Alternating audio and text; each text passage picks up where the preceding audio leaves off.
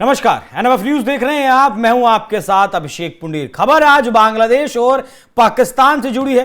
बांग्लादेश में चुनाव हुए 12 तारीख को और उसके बाद ऐलान हुआ कि सबसे प्रचंड बहुमत बीएनपी को मिला है। खालिदा जिया की जो पार्टी थी, अभी पिछले दिनों खालिदा जिया का निधन हुआ, पूर्व प्रधानमंत्री बांग्लादेश की रही हैं। उनके बेटे की शपथ ग्रहण समारोह हुआ 17 फरवरी को। 17 फरवरी को उनके बेटे प्रधानमंत्री बन जाते हैं।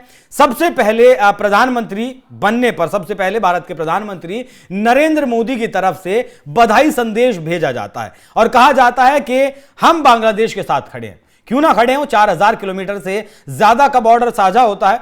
दोनों देश आपस में मित्रता वाले संबंध रखते थे इसलिए क्योंकि 18 महीने से संबंधों में लगातार तनाव जारी है। लेकिन तारिक रहमान के आने के बाद क्या यह तनाव कम होगा? क्या भारत और बांग्लादेश के रिश्ते पहले की तरह सामान्य होंगे? हालांकि एक दाग जो लगा था हिंदुओं की हत्याओं का बांग्लादेश के ऊपर, बांग्लादेश के लोगों के ऊपर, उसे धोने की कहीं ना कहीं कोशिश तारिक रहमान कर रहे हैं। उन्होंने अपने कैबिनेट में 2 अल्पसंख्यकों को जगह दी है। लेकिन इसके बाद चर्चा यह है कि तारिक रहमान प्रधानमंत्री तो बन गए, चुनौतियां उनके सामने बहुत सारी हैं। एक तरफ पड़ोसी चीन है, एक तरफ पाकिस्तान है, तो एक तरफ उसका सबसे बड़ा साझेदार या फिर कहें कि जिसने बहुत मदद की है और जिसने बांग्लादेश को बनाने तक में मदद की है, वो भारत। तो यहां सवाल उठता है कि पहला दौरा तारिक रहमान का पाकिस्तान का होगा या फिर भारत का होगा। भारत की तरफ से भी, प्रधानमंत्री की तरफ से जब बधाई संदेश दिया गया तो न्योता भेज दिया गया था कि आप सादर आमंत्रित हैं हिंदुस्तान में। उसके बाद अब पाकिस्तान ने भी न्योता तारिक रहमान को भेज दिया है। 17 फरवरी को प्रधानमंत्री पद की शपथ लेने के बाद पाकिस्तान की तरफ से तारिक के शपथ ग्रहण में शामिल हुए शहबाज शरीफ के मंत्री एहसान इकबाल चौधरी ने जानकारी दी। पाकिस्तान के फेडरल मिनिस्टर एहसान इकबाल ने कहा कि तारिक रहमान को आपसी सहमति से तय तारीख पर पाकिस्तान आने का ऑफिशियल न्योता दिया गया है। भारतीय प्रधानमंत्री नरेंद्र मोदी की तरफ से भी तारिक रहमान को दिल्ली आने के लिए इनवाइट किया गया है।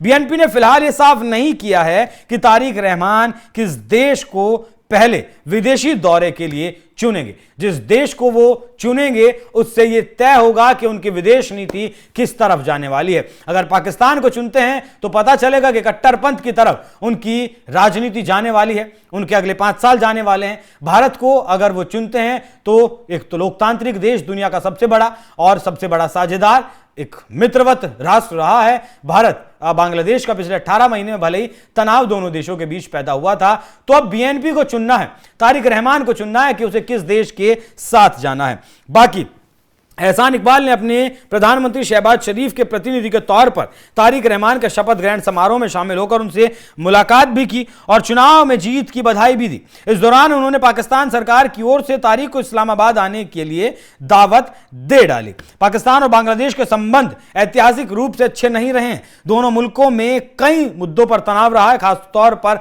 1971 में पाकिस्तानी आर्मी ने जिस तरीके से बंगालियों पर अत्याचार किया था, उसको लेकर ढाका लगातार गुस्से में रहता है। यह तब हुआ था जब पूर्वी पाकिस्तान के लोगों ने पाकिस्तान से आजादी के लिए आंदोलन चलाया था। यूनुस के आने के बाद भी पाकिस्तान का प्रतिनिधिमंडल आया था बांग्लादेश में और बांग्लादेश की तरफ से उनसे माफी की मांग की गई थी कि 71 में जो कुछ आपने किया उसके लिए आपको माफी मांगनी चाहिए, लेकिन पाकिस्तान की तरफ से माफी नहीं मांगी गई थी। उसके बाद यूनुस की तरफ से यूनुस और शहबाज शरीफ की कई बार मुलाकात हुई है।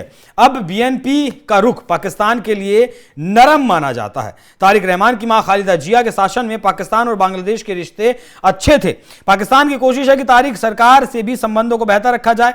हालांकि तारिक रहमान ने भारत और पाकिस्तान से संबंधों में संतुलन बनाने के संकेत दिए हैं। उन्होंने कहा था कि पहले बांग्लादेश, न दिल्ली न फिर पिंडी। अब वो ढाका के बारे में बेहतर कौन सोचता है, उसके बारे में क्या सोचते हैं, वो देखने वाली बात रहेगी। बाकी बीएनपी को 211 सीटों पर जीत मिली थी, प्रचंड बहुमत के साथ वो आई थी और उसके बाद अब तारिक रहमान के सामने बहुत सारी चुनौतियां हैं। एक तरफ चीन भी है।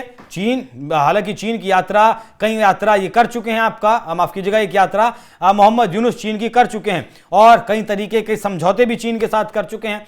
ये कहीं ना कहीं विदेशों का जो ग्रेट गेम था। अच्छा, सबसे बड़ी चुनौती तारिक रहमान के सामने यह भी है कि विदेशों का जो ग्रेट गेम था उसे कहीं ना कहीं बांग्लादेश के भीतर पुश करने में वो कामयाब रहे। अमेरिका को सेंट मार्टिन आइलैंड चाहिए था, अमेरिका ने पिट्ठू बनाकर, अमेरिका ने पैराट्रूप करके भेज दिया। चीन को भी इसके बंदरगाह चाहिए, चीन को भी व्यापार करना है और सीधा हिंद महासागर में सीधी पहुंच चाहिए, अभी घूमकर इसे व्यापार करना पड़ता है। तो चीन को भी साधा, अमेरिका को भी साधा, पाकिस्तान को भी साधा, पाकिस्तान के ISI को भी साधा और इनके एवज में कीमत चुकाई भारत को दूर करने की।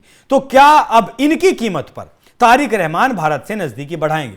क्योंकि भारत से अगर तारिक रहमान नजदीकी नहीं बढ़ाएंगे तो जिस तरीके से अर्थव्यवस्था आज बांग्लादेश की गर्त में जा रही है उसे वो वापस उभार नहीं पाएंगे, और जिस तरीके से कारखाने, फैक्ट्रियां लगातार बंद हो रही हैं उसे भी उभार नहीं पाएंगे अगर भारत के साथ संबंधों को बेहतर नहीं बनाएंगे। बाकी देखना दिलचस्प रहेगा कि तारिक रहमान की पहली यात्रा भारत की होती है या फिर पाकिस्तान की। आप लोगों की इस विषय पर क्या राय है, कमेंट बॉक्स में जरूर बताइएगा। नमस्कार।